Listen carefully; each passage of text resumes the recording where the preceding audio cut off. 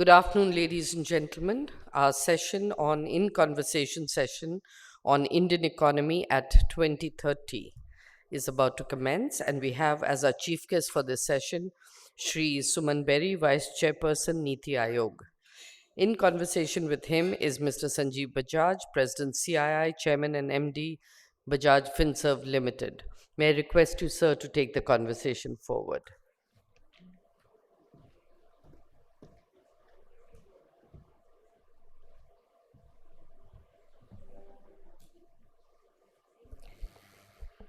Mr. Suman Berry, Vice Chairman, Niti Aayog, uh, ladies and gentlemen, good afternoon. It's my pleasure to welcome Mr. Berry for a discussion on the Indian economy from now to 2030. Um, as Mr. Berry and I just spoke, I'll make some opening comments, so will he, but he would much rather make this a lot more interactive, so I'll have a few questions for him and we'll open it up to the audience as well. India is in a very interesting place in time. We have built a resilient economy, but which is still exposed to a world that is going through a period of uncertainty and slowdown. It is interesting that in this period of time, we have emerged as the fifth largest economy in the world, overtaking the UK at close to $3.3 trillion. We are expected to surpass Germany by 2027 and probably by 2030 become the third largest economy in the world. Our goal of the finance minister has been that by 2030, we need to be and can be a $10 trillion economy, three times from where we are today. And that, in many ways, can set the stage for what I'm sure will be an interesting discussion today.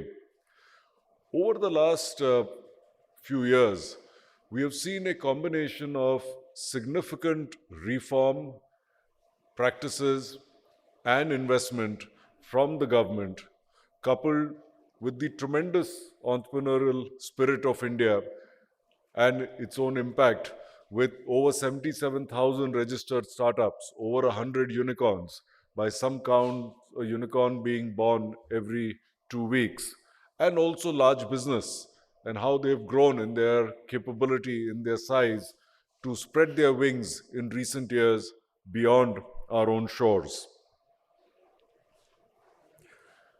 Let me put down a few points which we as CI think are important for us to prepare for a much larger and a faster growing economy in the coming years.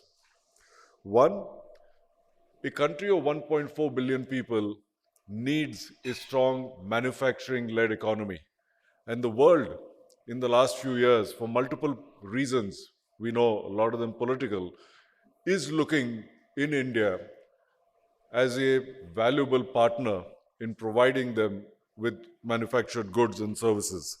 We have to use this opportunity to drive manufacturing from a 16-17% share of our GDP to 20% in the coming years and thereafter 25%.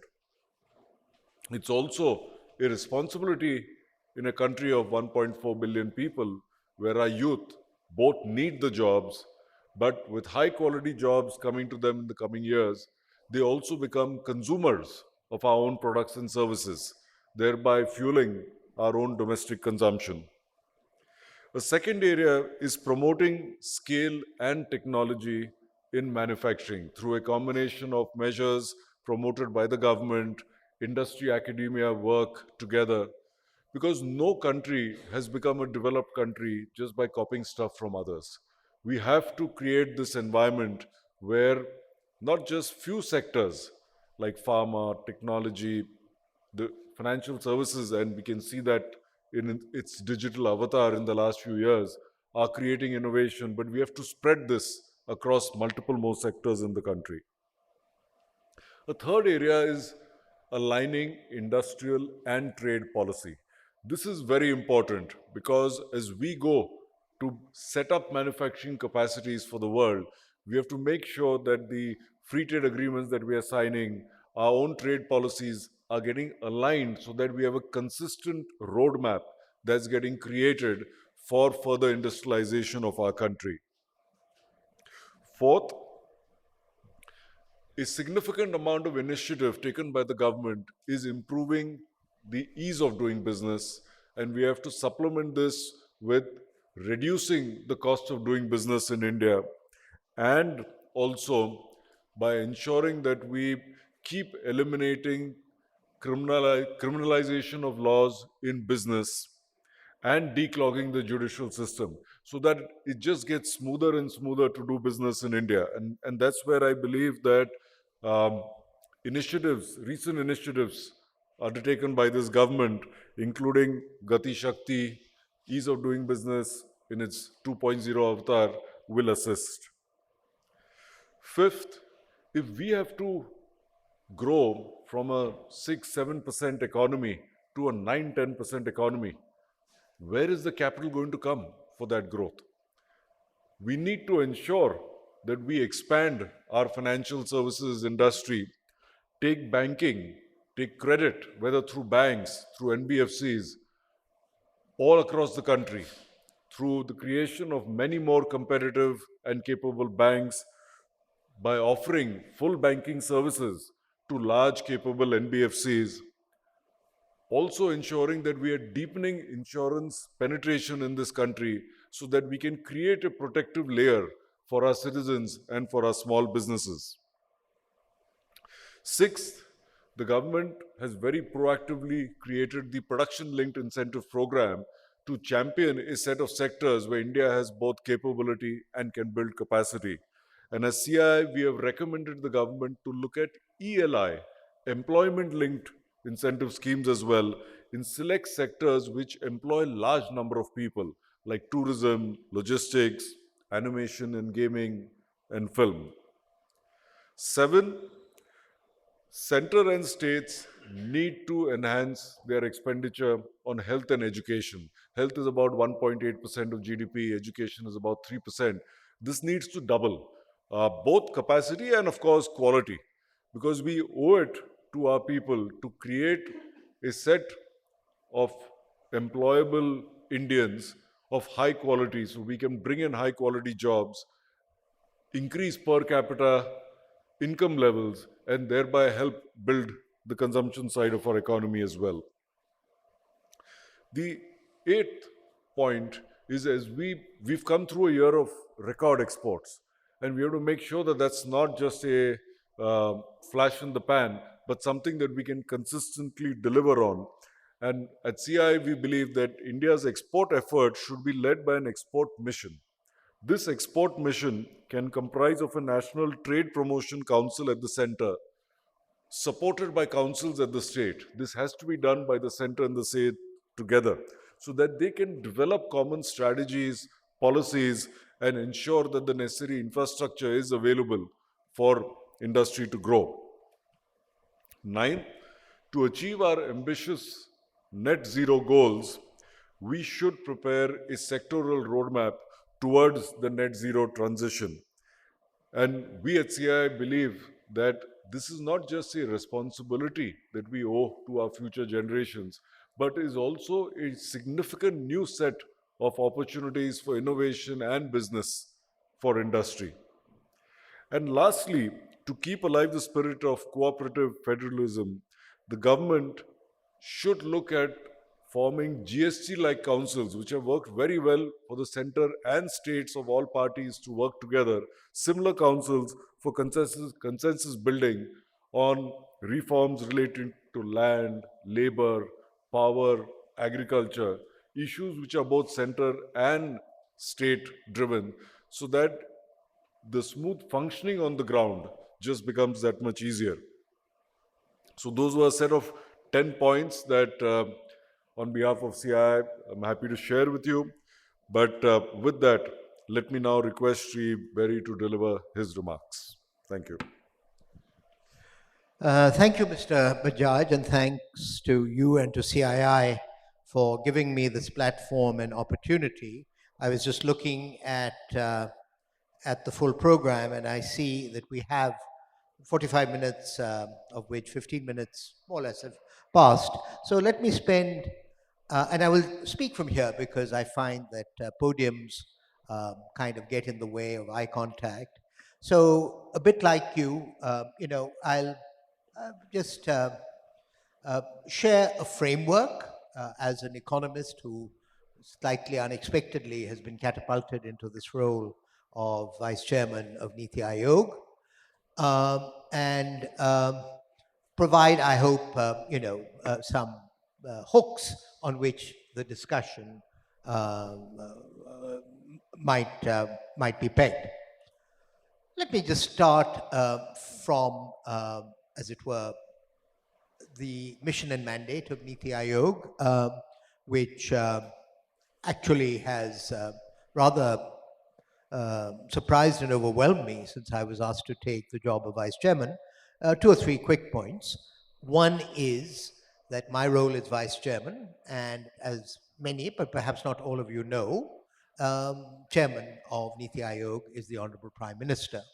And let me assure you that the Prime Minister, uh, you know, uh, takes his role as chairman very seriously.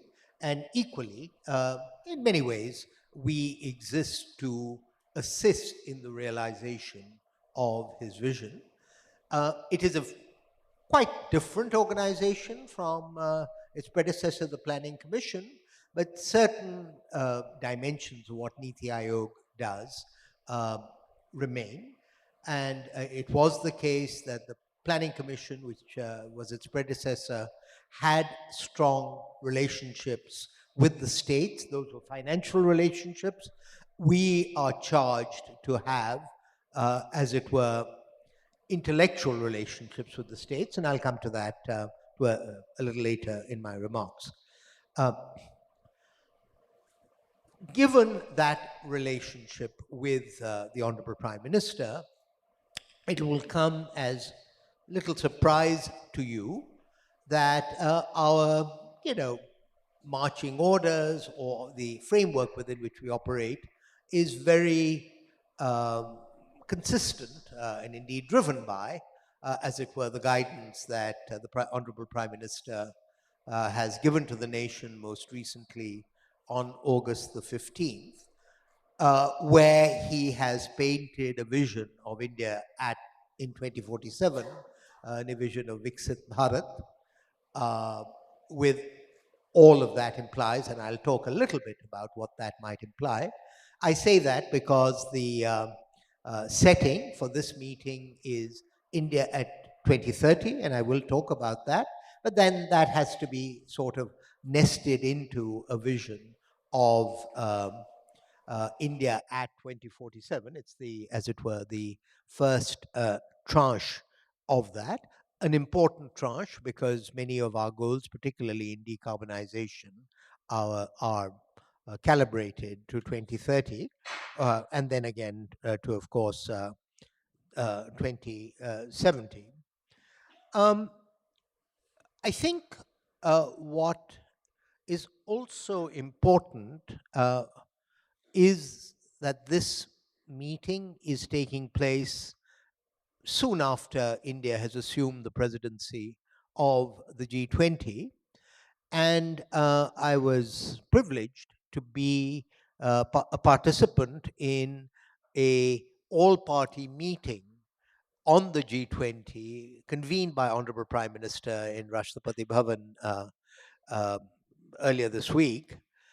And I think it's relevant for this gathering because the very emphatic point that the Prime Minister made, and he got support across the political spectrum, it was an act of political leadership and of political, if you like, bridge building, was that the G20 presidency is not a responsibility of just the Prime Minister, just the External Affairs Ministry, uh, or the party in power. This is an event for India, all of India, states and center combined.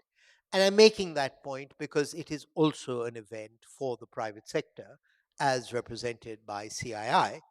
And I believe that CII is heavily involved with the B20, one of the engagement groups of the G20. But I wanted to make that point early on because some of what I'm going to say uh, is going to touch upon uh, how we in Niti trying to think about, as it were, shading in the perspective of Viksit Bharat in 2047 are, you know, trying to also uh, think about and think through for ourselves, but in due course, hopefully in partnership with CII and other chambers, is so what is the vision that India collectively needs to have of the role of the private sector in 2047? And it is common knowledge to all of you, but just to place what I'm about to say in some context, the private sector was extremely active in the preparation of the Bombay Plan right at the time of independence, and indeed was influential, I think, in some of the decisions that were taken by Congress in the lead up to the second five-year plan in 1956. There was an important redefinition of the role of the private sector that was implicit in the economic reforms of 1991, 92. And I think, what I'd like to reflect a little bit on is where we are now and how we might collectively think of the trajectory and the direction of travel for the private sector from here, 2022 to 2047, in this period that Honorable Prime Minister has chosen to call Amrit Kal. So we are here at an important moment, as Sanjeev ji said, in terms of India's climb up the size of economy ladder, not per capita income, but size of economy. We're here when the eyes of the world are on India uh, uh, at the G20, where the private sector has a role to play. We are here with the mandate given to us by the Honorable Prime Minister to think through Viksit Bharat. And all of that provides a kind of background to what I hope we'll discuss. Let me, though, also make two important points about the Panch Plan that the Honorable Prime Minister um, articulated from the Red Fort on August the 15th.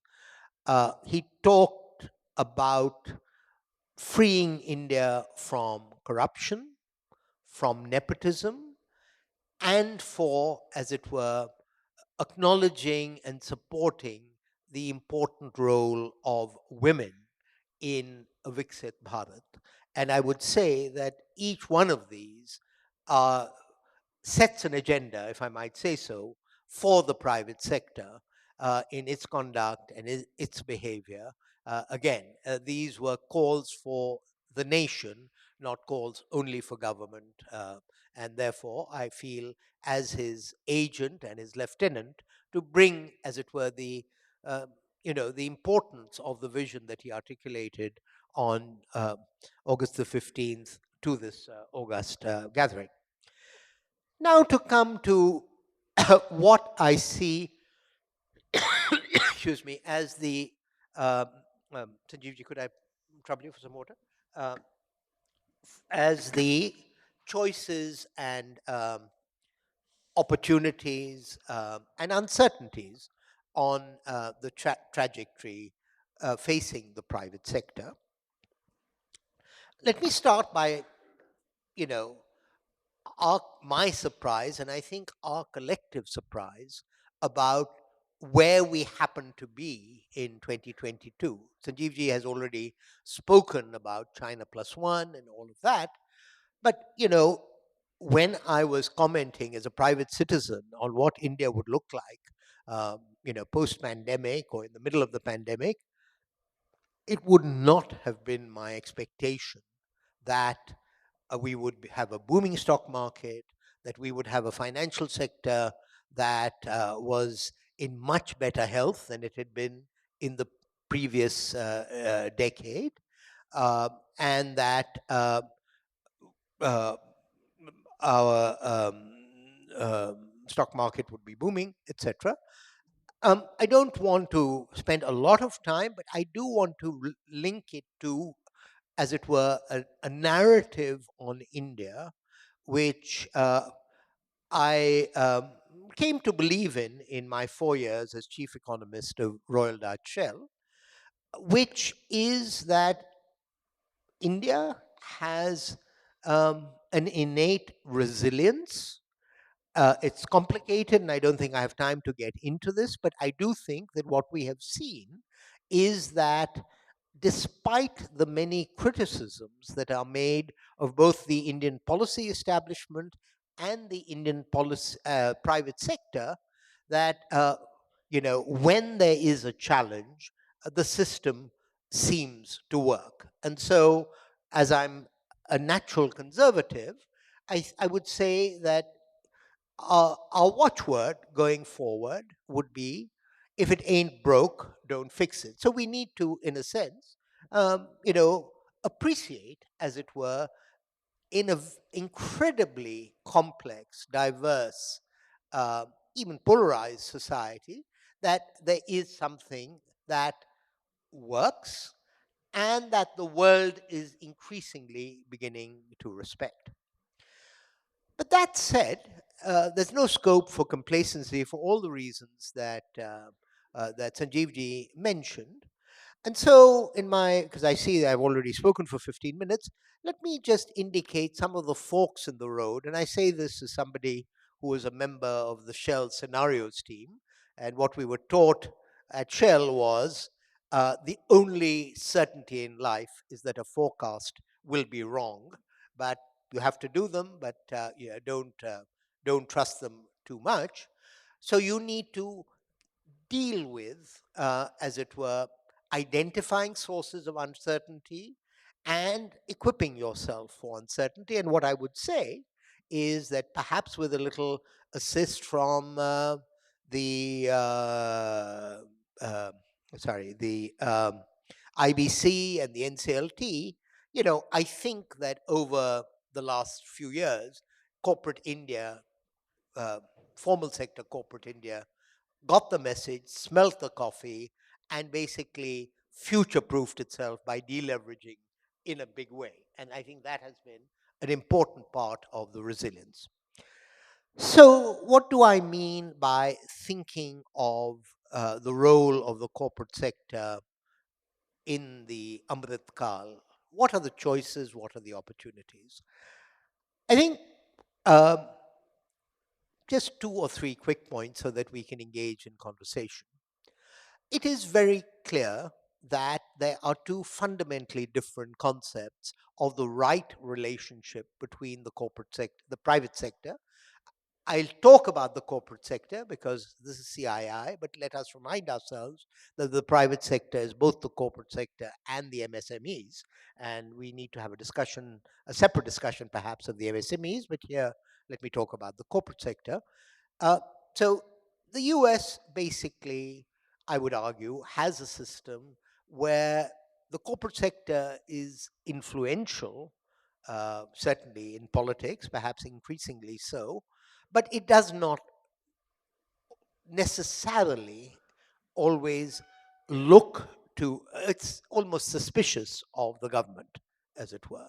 So the United States, in my view, is a naturally conservative, almost post-revolutionary society.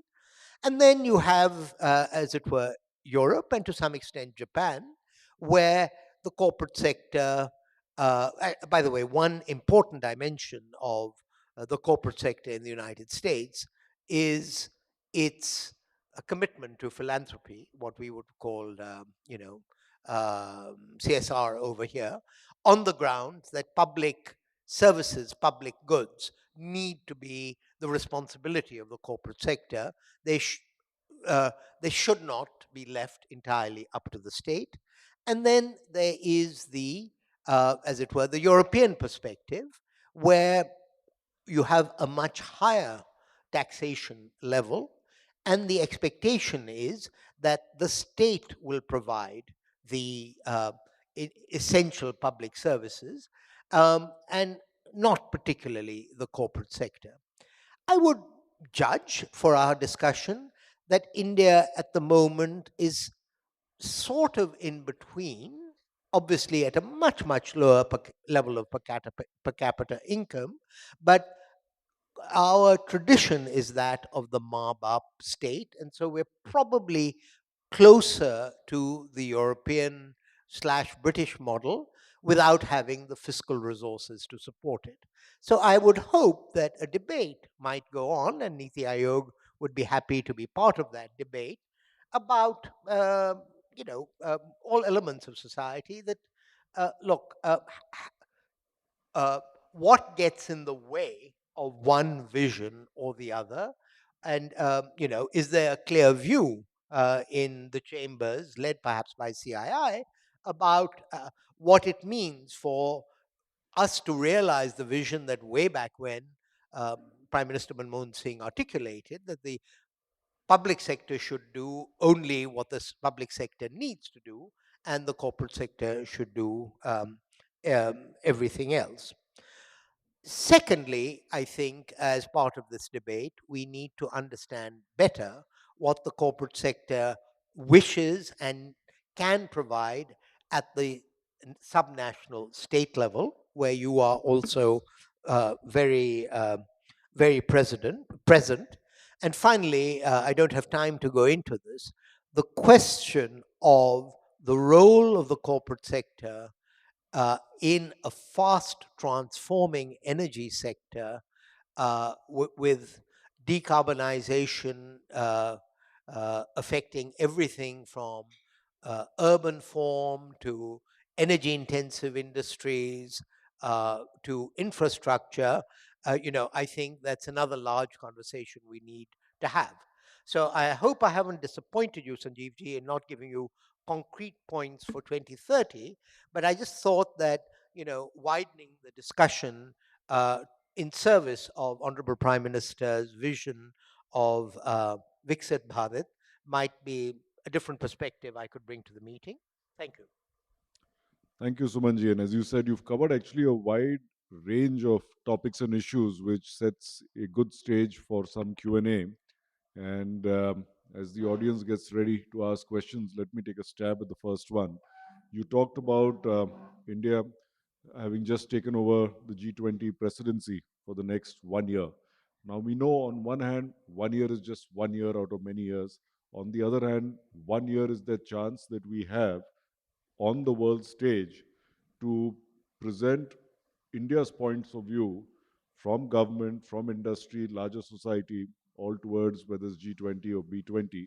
From a Niti Aayog point of view, is there a perspective on how India can leverage this next 12 months as president of G20?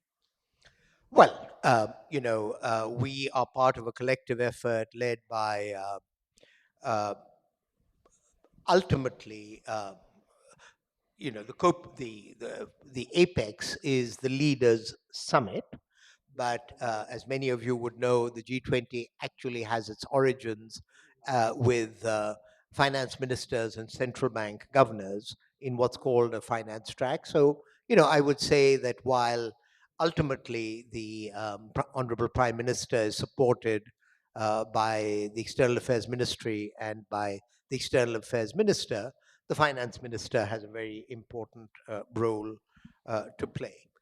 So let me talk about the diplomatic and then talk a little bit about the economic.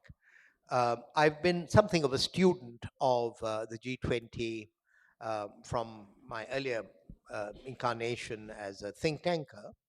And the G20 was born twice in crisis. It was born out of the Asian crisis, when the so-called G7, who was used to running the world, which is basically some European, Japan, three European countries, the US and Canada, uh, found at the time of the Asian crisis, and it's important that this was before the stellar rise of China, that they needed to get more people into the room. And so the central bank governors reached out, led by Canada and the United States, to create a finance G20, and that continues until now. And then again in the second crisis, the global financial crisis of 2007, 2008, this was escalated to the leaders level.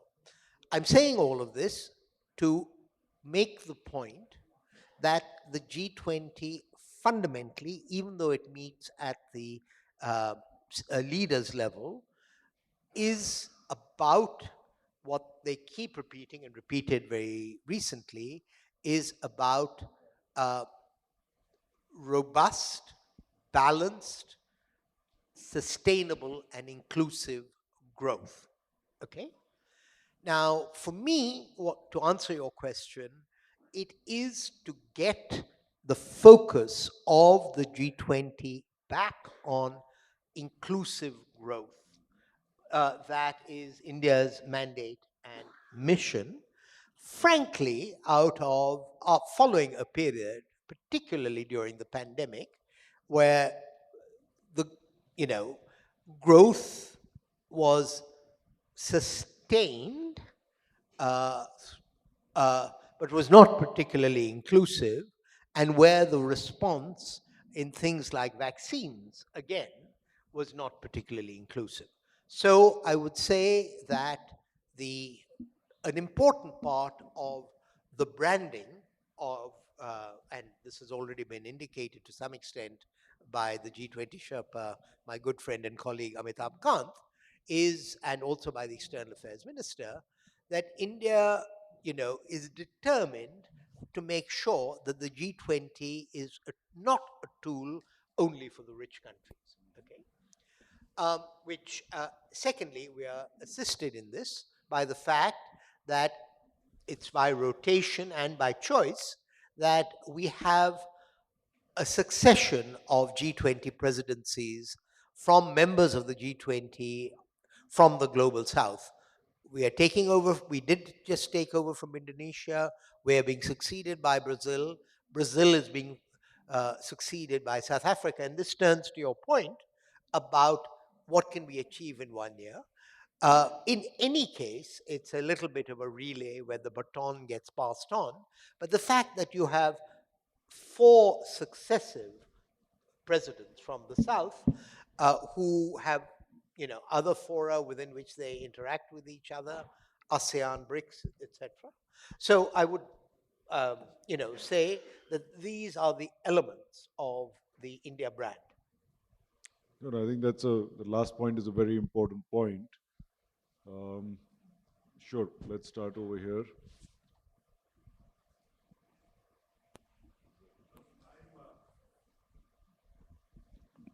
I'm Siddhant Kaul. I'm with a company called Nico Engineering Services and the Deputy Chairman of CII's Eastern Region.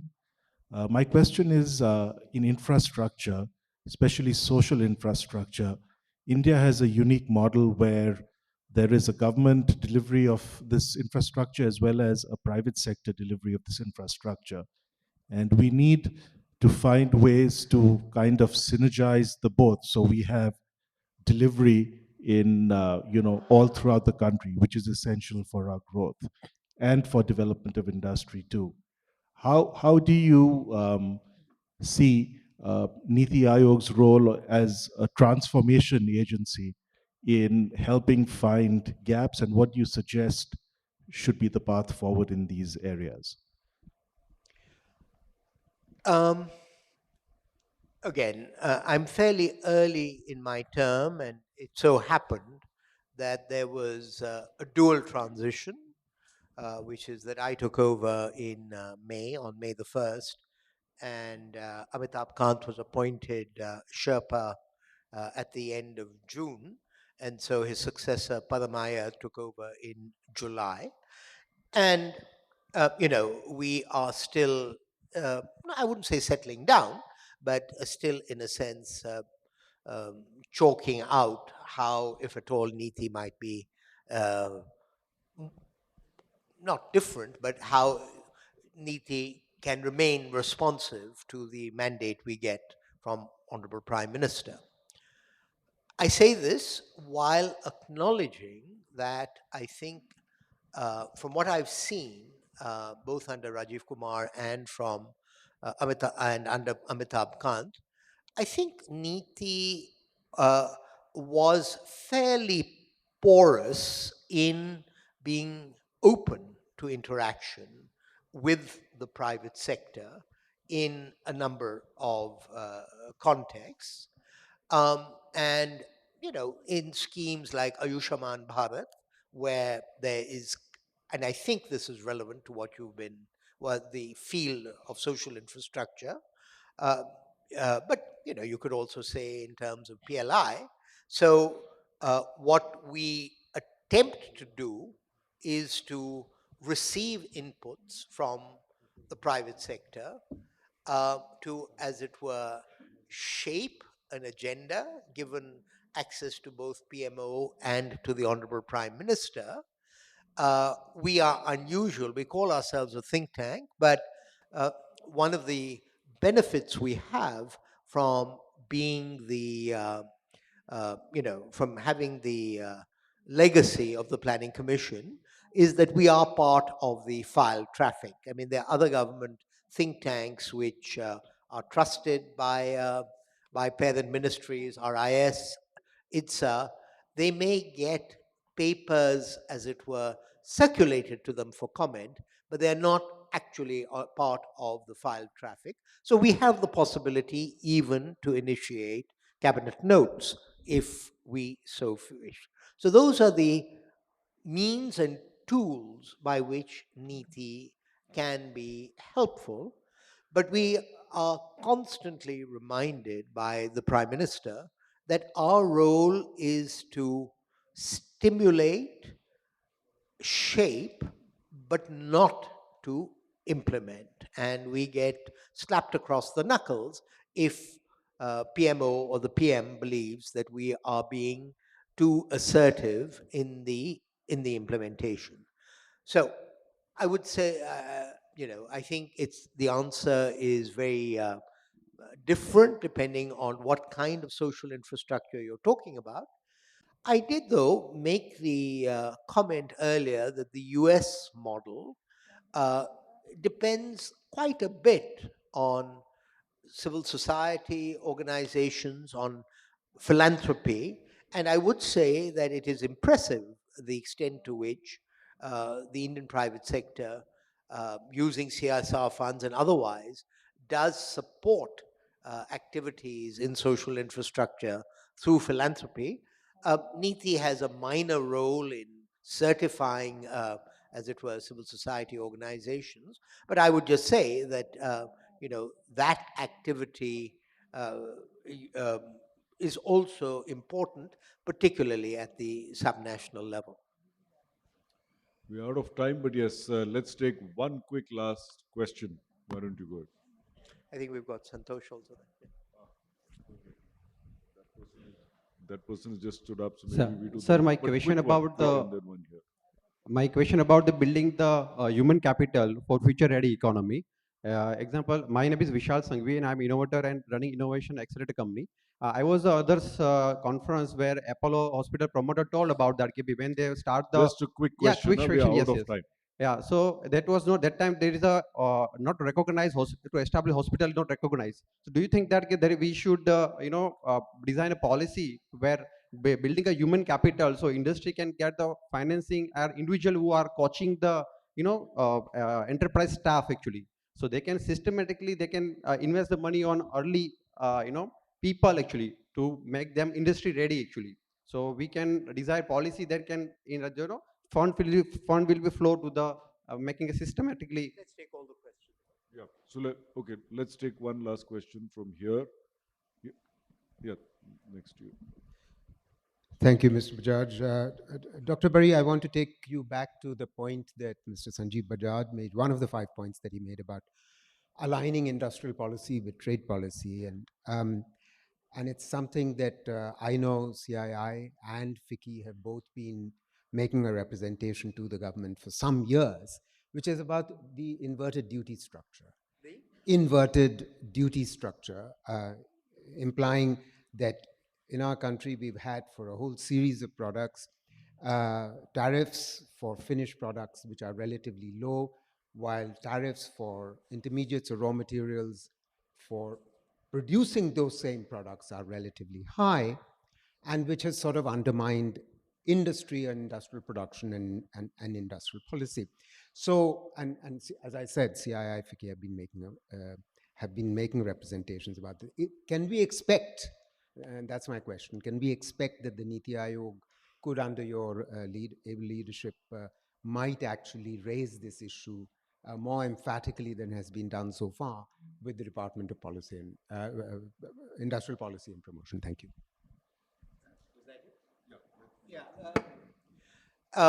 I'm not sure that I fully understood the first question, but it seemed to suggest that,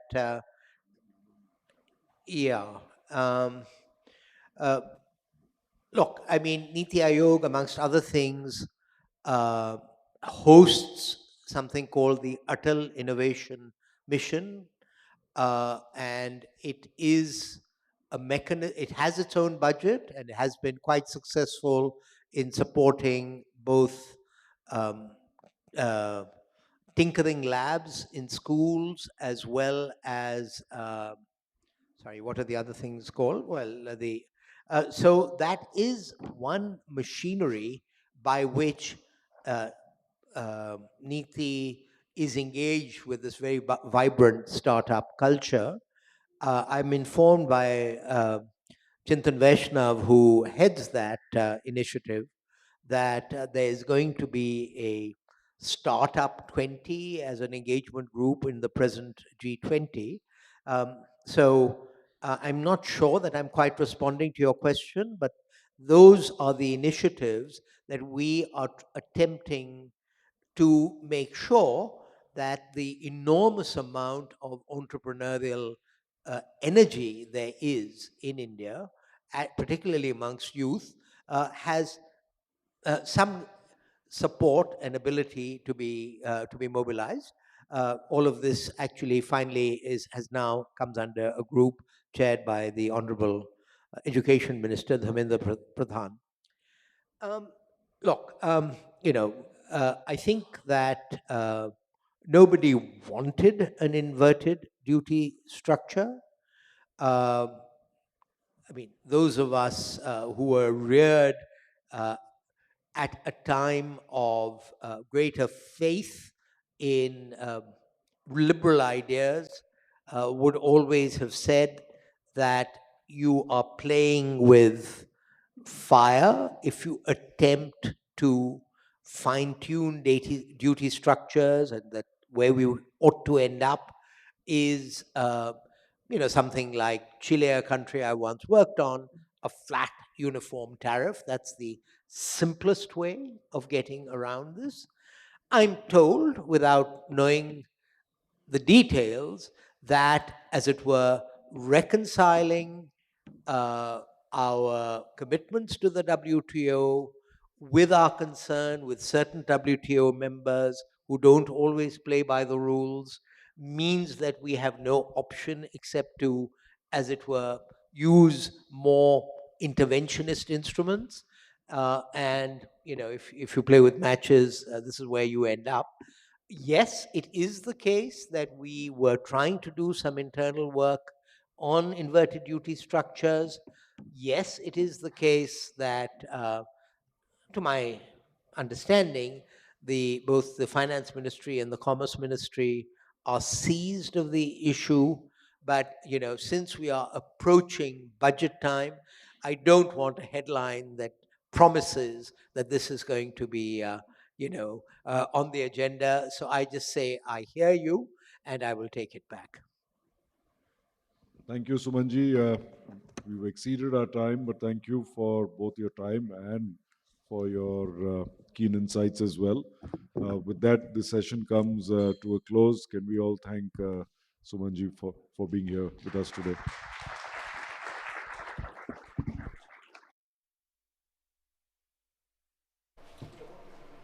Thank you, sir, for this excellent conversation that we've just been privy to. Thank you very much for it.